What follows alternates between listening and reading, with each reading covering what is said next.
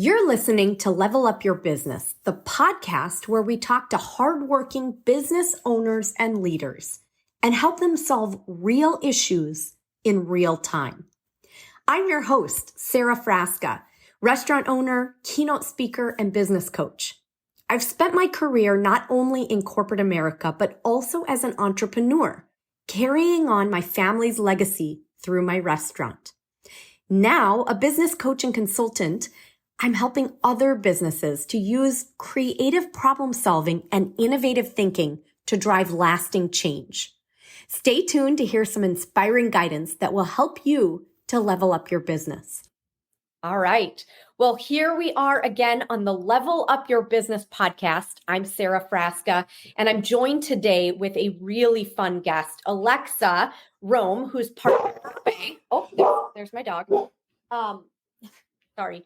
So very excited. I know we're dog friendly on this podcast. My dog and I are colleagues and we share a cube. My dog's under my desk right now. So great. Well, yeah. Mine takes my security detail very seriously. So, yep. All right. Well, I am super excited to see you again. We met at the Thomson Reuters marketing event and, just really kind of became fast friends. And I was so excited for you to join me today. We're going to talk about lots of different things, including AI and specifically how to use AI, especially if you are a personal injury attorney, which was the conference that we were at, the law space. But before we get into that, Alexa, welcome, first of all. Well, thank you so much for having me. I know it's been quite a journey to get this scheduled. So I'm very excited to be here and talk with you. As you mentioned, I thought we had a great conversation in January, and I knew we could have been talking for hours. So I'm really looking forward to this conversation. Me too, Alexa. Yes. Well, I guess for our listeners, tell us a little bit about your kind of path, your journey in your career and kind of where you've come from to get to the Berbay spot you're in now. Yeah, definitely. So as you mentioned, my name's Alexa Rome, and I work at Berbay PR and Marketing. We're an agency specializing in creating visibility and credibility for professional services. So primarily law firms, finance, real estate. My journey is, a bit of a unique one, but whose isn't? I've been working in PR and marketing for over 10 years. I moved to LA right after I graduated college and started in fashion and beauty PR, really, getting a good foundation in understanding what marketing is. And, it was during the early years where I found my passion for storytelling, transitioned to lifestyle brands, worked in the family business, supporting my dad, who's an architect and design services, wound up at, Motive Companies, which is a renewable energy company on their marketing team, all leading me to Berbay, joining last July. And, what I found most unique about Berbay was their focus on law firms and professional services. It's an industry I hadn't yet navigated. So that was, really interesting and the real challenge for me.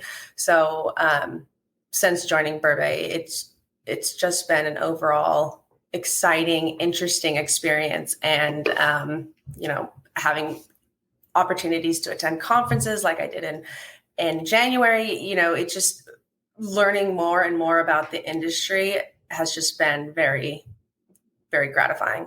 That's great.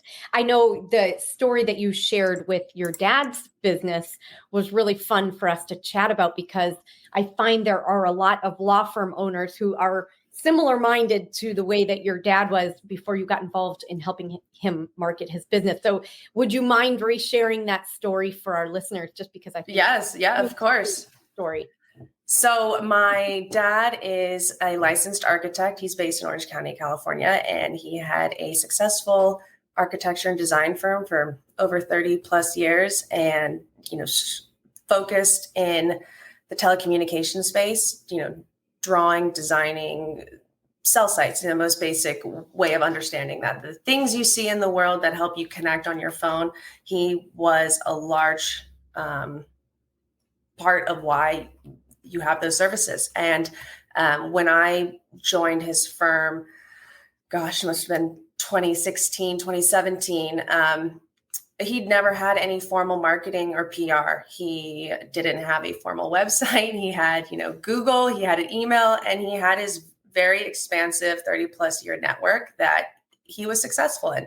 And so my role was looking at, what he had and what he didn't have and what he needed and where we could find the happy medium of marketing his, company to get it, to elevate it to a place, where it could be. And I think what we discussed was, for him or for any other client, it's listening to what their goals are and what they want.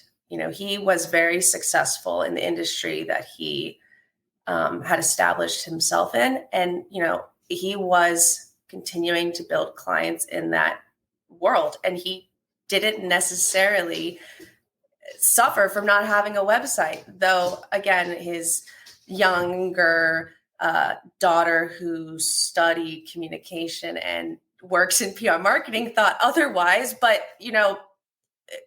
it didn't hinder him. He was working day to day, building clients and building projects and being successful. So again, I think it's just something that the takeaway is listening to your clients, seeing where they want to go. If their goal is to not necessarily grow, but maintain, maybe they don't need that. And maybe it's finding other creative ways.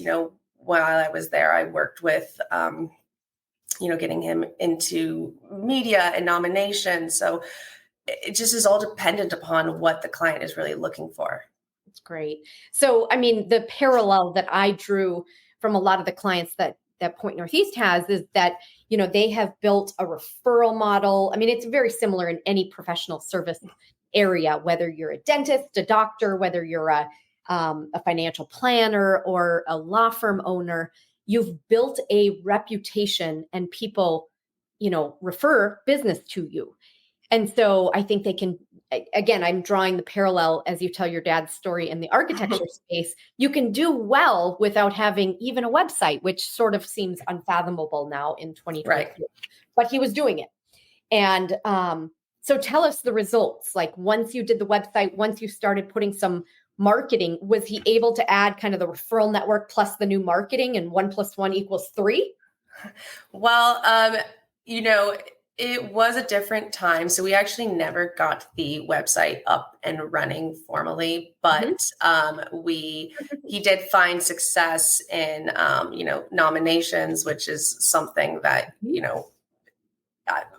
we do at Berbay as well. So that's was something good to kind of understand the reach of nominations and being included in those awards.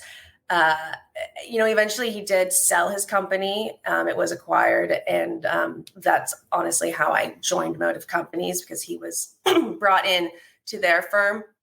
So I guess depending on how you define success, it was successful because he was able to successfully sell his business. It was gosh. Great. A lot of our law firm, clients, contacts, people that we see out in the space have, again, they've built such a beautiful backbone of this referral type of, I'm going to just split it between kind of marketing and business development. Right. And in my opinion, that the business development can be supplemented with the marketing, and conversely, the marketing, if that's where they've leaned, can be supplemented by the business development. And you guys at Berbay do both. So that's kind of neat. Yeah. I mean, I think it's really interesting. It's something we've been talking a lot about, both following the NPF conference. And also we had, Megan Braverman, our principal and owner, as well as another team member attended LMA recently. And I feel like a lot of the conversation, one is focused on business development and, building those new clients, but a large theme has been coming back to nurturing those existing relationships. So to your point about reputation and remembering who is in your inner circle is just as valuable as the new faces. Mm-hmm. That's great. Yeah. I always cringe when I hear about a business that, like you call to cancel and they say, oh, well, we'll give you a discount. And it's like, well, if you would have just given the discount all Right. along, I would have stayed. I wouldn't be calling Right. to people. It's, Yep. I think the point of you've got to make sure you're servicing and nurturing your current clients, at possibly a higher rate than just trying to go out and find new clients. So anyway, I think that's great. Okay. So you and I started chatting about, and one of the big topics of the conference we were at in January was AI, artificial intelligence. And the specific kind of usage was within the law industry, because that's the conference that we were at. And that's a lot of the clients that we both serve. So I think maybe could you just set up a little bit of kind of, how did you become a specialist in this area? How did you kind of get all of your knowledge? And then we can kind of get into talking about AI. Yeah. So I think some of it has to do with interest, just general interest. I'm fascinated with technology. I've grown up with it. And I also think the other part is just being a product of my generation. I'm a millennial. We grew up with technology. So change isn't something we run away from as fast as maybe some other generations. So it's just something I started seeing in the news and the media and thought, how can I better support myself both personally and professionally? And started playing around with it. Unbeknownst to me, that I didn't realize until the conference in January, that I was some kind of quote unquote leader or champion of the technology. I thought more people had a general basis understanding. So, MPF kind of enlightened me to see the gap that there is right now, particularly with law firms. And I know we discussed, but law firms are particularly slower to adopt newer technologies. So I think there really is an opportunity for individuals like myself, for Berbay, to kind of learn and understand this technology so that we can better service our clients and be resources for them when, they eventually do become interested in using the technology. So I think I know the answer, but I'm going to ask it anyways, because I feel like there's some out there that might not know the answer. What are the benefits? Why pay attention to AI if you're a law firm owner or in the law firm space?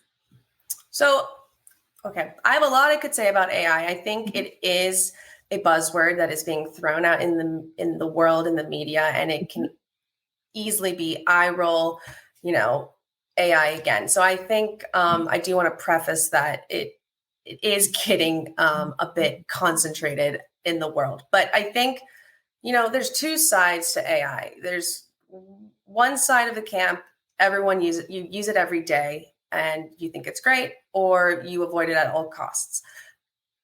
And what I want to advocate for is just an understanding of AI technology, finding ways that it can better your day to day. So if you are not, for Berbay, we use Grammarly to support our proofreading efforts. We use it for content creation to help formulate, different forms of content. And we use Canva to support our design skills.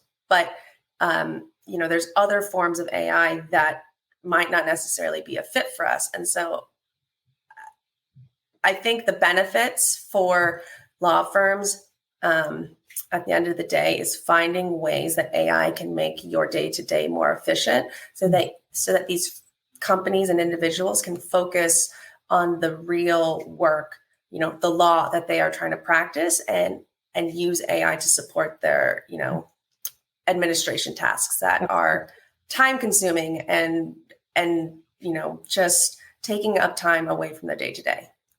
I've got a great use case. I think that's the right term, that happened this week, actually. And the gentleman who's running our session today will give a chuckle because it was his idea.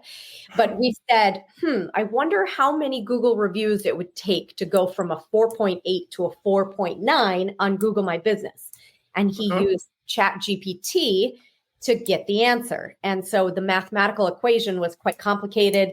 And we found out that for this particular business, it was 1,150 that would change the Google My Business rating from 4.8 to 4.9. So I thought that was great use of AI in solving a math problem. Yeah. And AI, is data analytics is also a large part of it. So for, Berbay, we use different databases that have AI components in them that, from Meltwater example is a PR database that, can aggregate all of the client placements so that we are not necessarily on Google searching every day, spending arduous amounts of time figuring out where they were placed. It's, compiling all of that for us, and it's pulling, certain data. And then, the real goal of AI is that taking it to that next step. So we have all this data, we have this information. What is it telling us? And that, I think, is my next step in AI is really trying to utilize certain applications to help analyze that data. To your point about math, of really understanding what it's telling us and how we can get to that next step for our clients. Just to be honest, my 11-year-old would have had no problem with that math equation, but for me, it was too complicated. So, but no, I'm not a math. I studied words. I'm all about words. And so, my day to day, personally, I'll use AI if I'm in the kitchen and I have a recipe and I'm cooking for one, like, can you mathematically get this down to one? And I think that's a good point and a good little segue for individuals who might be overwhelmed with AI. And I think actually I might have heard this at the MPF conference, but is finding ways to use AI in your personal life, play with it, low stakes, so that you can understand, what works, what doesn't. And then having that basic understanding and taking that into, your professional world. It's a lot less overwhelming if you think you have to start, Chat GPT, write my, blog post XYZ. It might be a little bit overwhelming. You don't know if you're doing it right, but when it's low stakes of fix this recipe, and you start figuring out what works and what doesn't, you can transfer those skills to other parts of usage. That's a great point. And I love, how you started with the fact that you're of a generation that has leveraged technology in every aspect of your world since probably forever, right? Yeah. So for an old lady like me or someone from my generation, it is a little bit more intimidating. What do you think are good baby steps if you're speaking to someone that's maybe my generation or older, or is just less, familiar with technology? Where can they start with AI? What are some tips? I think so. I don't disagree. Regardless if you grew up with technology like myself or you aren't as tech savvy, I think undoubtedly it is overwhelming. There's a lot being created, constantly seeing a new AI funded venture capital company, startup, all of these things being generated, which is incredible, the innovation being created right now. But to your point, where do you start? Where does one start? How do you even get into this? I think it's two steps. I would look one, depending on, speaking in professional usage. So I would look at the current applications and digital products that you or a company is using. So for example, Berbay has asked me to kind of be our AI champion. And so as that informal role, I have been doing an inventory of the products that we use day to day. So, Microsoft Teams, Canva, Grammarly, even our Microsoft Outlook. Most of those services already have an AI component built in some capacity. Some of them, yes, they require premium payments, but I think my point is you don't necessarily need to find new applications or products to bring into your world. There's a lot of things you're actually already using that can be improved or expanded upon. Mm-hmm. And so I think that's a good baby step. And I think truly it's one thing at a time. You don't need to jump into 12 new programs in one day. You can start as basic as, okay, Microsoft Teams has certain AI transcription services that Premium offers, and there's a free trial. So give yourself, a month to play around with that free trial and see what works. So I think that is a great baby step of just playing around with it. And then I think, to my point earlier, is playing around with it in your personal world. So whether that's ChatGPT, just seeing the prompts, what works, what doesn't.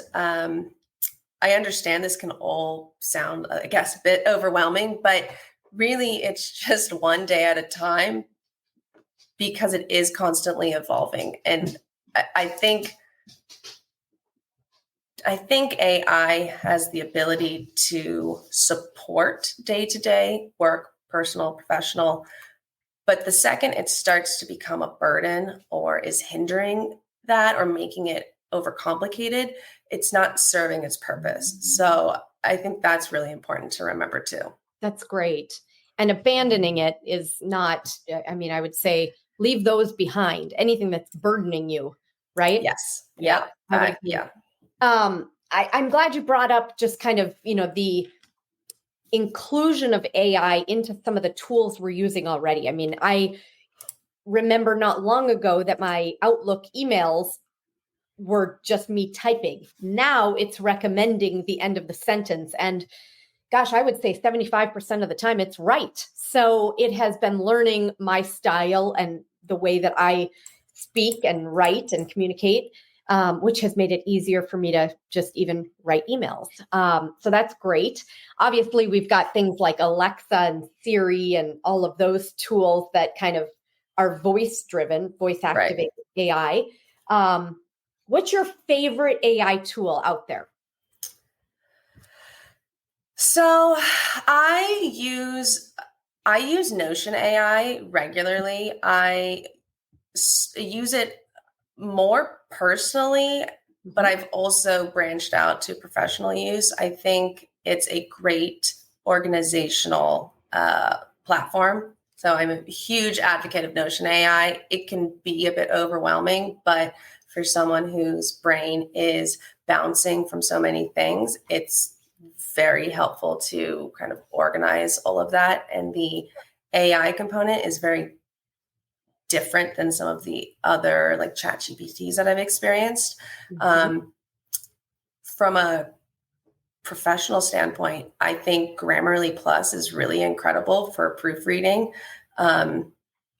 It sinks into your emails and your, Microsoft, and it's so helpful to have a second set of, quote unquote eyes helping you with some of those grammar and stylistic errors.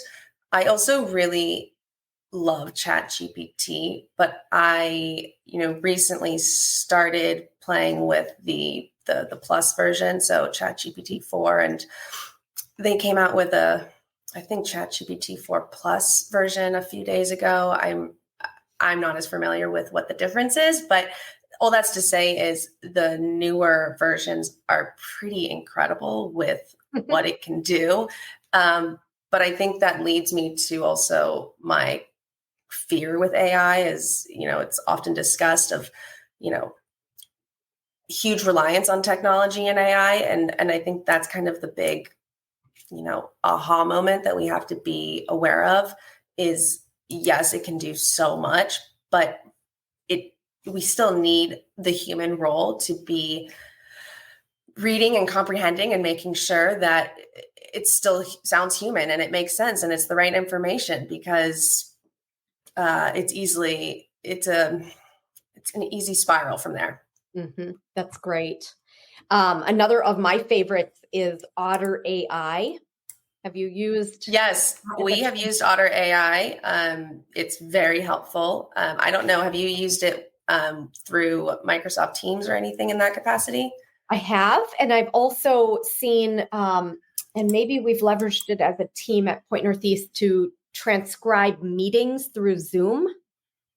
I'm actually not sure if it was Otter AI, but anyway, the transcription of a meeting into words so that someone has the notes, you can refer back to it, is fantastic. So yeah, I agree. Yeah, we haven't, we're playing around with it too. So I think it's a great tool. That's great. Okay. Well, I think it might be even fun if you and I collaborate on a little list, we can add that to our show notes today of some of our favorite tools and we can link to them. So that'll be good. Any other kind of tips as people kind of play with AI? Anything else you want to kind of mention? I think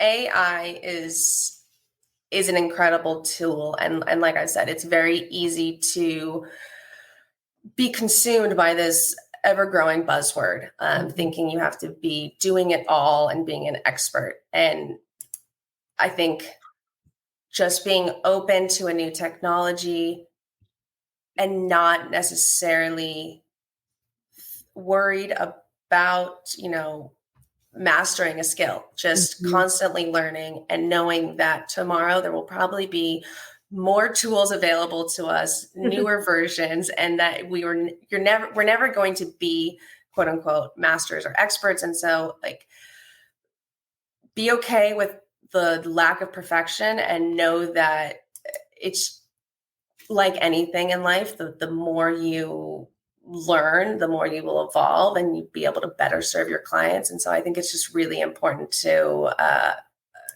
just keep educating ourselves about it and finding ways to support your existing day-to-day.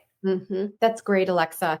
As we kind of have our tagline at Point Northeast, it's up and to the right.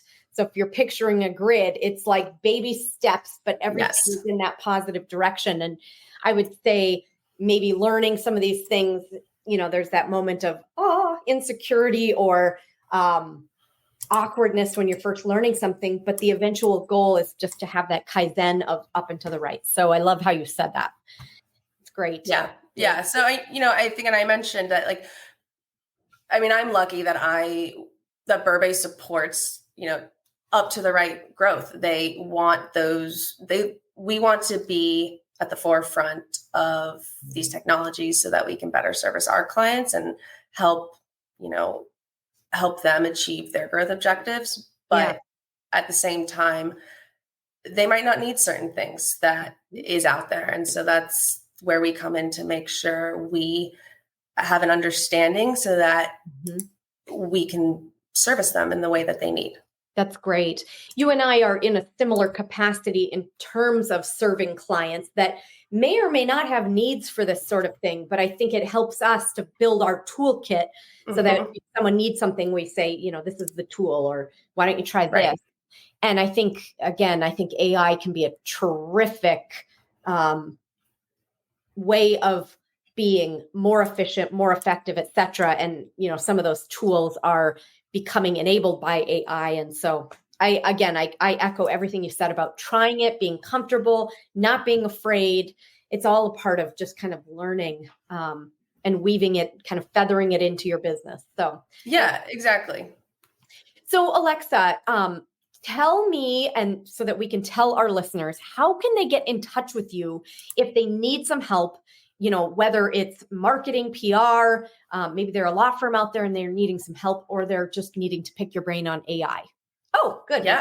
Yeah. I was to say, so you have my email. It's alexa@berbay.com. We have a website, berbay.com as well. We're also on LinkedIn and we are on Instagram. So if you direct message us on LinkedIn or, email, Always available. Happy to answer. We'd love to connect with you and hear about your goals and where Berbay fits into that. That's great. I think, networking with others to say, what have you used when you've come up against a problem? And so I think just picking your brain to see kind of what are you seeing broadly? What are other law firms doing with AI and even more broadly with other tools, other resources, et cetera. So you guys have been fantastic in supporting our Point Northeast clients. And just, I really appreciate you coming on and talking about this big and important topic. So thank you again. No, I appreciate you having me. This has been lovely. I mean, do we have to go? I have a quick question for you. Sure, of course. Well, I was interested to know how your clients are using AI or if they are. Yes. Well, I will tell you before I answer the client part that my team said we're using Fathom Notes Taker when we're in Zoom. So I got it wrong. It's not Otter AI, though I have used Otter AI before.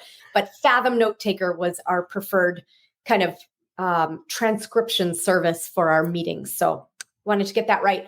I would say, again, I feel as if there are all sorts of tools that are incorporated into our already using tools. So another one that I've seen people try is the Microsoft Pilot AI tool. And I have not used it personally, but I have kind of done a little bit of research. It is a pay-to-play platform or a paid platform. And I think it does a great job of kind of compiling and making a summary. So it's, you would say to the AI, you would, ask, what's the latest on X, Y, and Z project? And then it would spit out, what is the latest with whatever the project is. It could be, how are things progressing between Alexa and I on getting the podcast scheduled? And it would give that simple summary. I chuckle because we rescheduled. Yeah, not well, but here we are. So the usage, I think, again, Microsoft is the platform that we use at Point Northeast, emails and, using all of the different components so that we can, keep our calendars organized, and we have SharePoint that we're using. And if that Pilot AI is accumulating from all those different tools and able to serve up a summary, it can be a real game changer in terms of the time spent searching and kind of going back through your notes. So yeah, I mean, I would say, again, I think ChatGPT has been one that people have used for, write a message, write a blog. How can I market effectively to a certain demographic? I have seen it used, as far as giving people the first steps to answering the question. And then the human imagination comes in to say, oh, wow, there's an idea. There's a nugget. How can I take it from there? So that's been great. Yeah, no, that's great. I'm always interested to hear how others are using it. And like, as we've shared, there's so many tools. And like I said, I'm always advocating for the ones that I use, but I like to hear what else other people are using because I haven't even heard of Fathom. So that's like great to hear that there's so many other great tools that I can't wait to look up. Yes, it's great. And that's why I think you and I can start the kind of conversation and put some of our favorites into the show notes. And then we can ask, what are people using? What are they finding successful? So it'll be a good conversation, especially since we both have so many law firm clients. Yeah. Well, thank you for being on with me today. I truly appreciate it. You are an expert. Thank you so much for having me. Yes. And just to pick your brain has been so helpful for me personally, and then here on the show for a lot of our clients. So thank you again. We will put your email in the show notes, like I said, so that people can get in contact with you. But, anytime someone has a question, I would say the very first, most important thing is just to ask, right? I mean, you're never alone. If you're out there running a business, or if you're the COO and you don't know what to do next, or you're trying to find a marketing resource, I mean, just ask someone, and you and I will both be available just to give people a nudge in the right direction. So. Yep. And I think that's a great point. Never be scared to admit you don't know something. It's a huge huge lesson that I feel like I'm constantly reminding myself. So ask questions and be okay with not knowing. That's right. I agree. Well, thank you again. And thank you to all of our listeners and viewers out there. Really appreciate you spending some time with us. Whether it's AI or any other business or marketing question, fire away, everybody. Let Alexa and I know how we can help. All right. Have a great day, everybody. Thank you again, Alexa. Bye, Sarah. Thanks so much for tuning into this episode of Level Up Your Business with me, Sara Frasca. If you have a problem in your business that's keeping you up at night, please join us in a future episode so we can help get you unstuck. Just click in the link in the show notes and send us a message. Please remember, stay innovative, friends.